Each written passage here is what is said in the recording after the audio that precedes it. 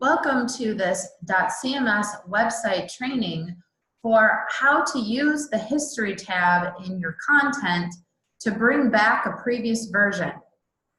Let's say you have a web page that you would like to revert content to a previous version of what you had already saved. To do that, you would need to click the edit button to lock the page, and then when the editing process is complete, you can click on the edit button for the container so that you can select for that version that you would like to bring back.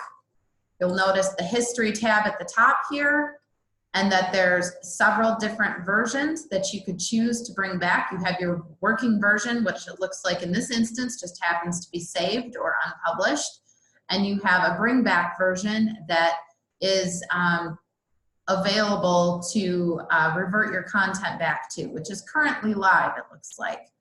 So to take an action to bring content back, all you need to do is actually click on the words bring back, and you'll have a notification pop up. Are you sure you want to replace the working version of the content with this version? And select OK.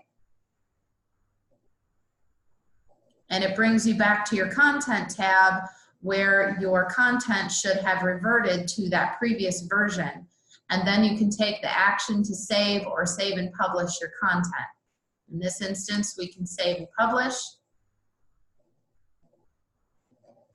And then we can close out of our content container, and then we can save and publish our web page. And then that reverted content should be published live on your website.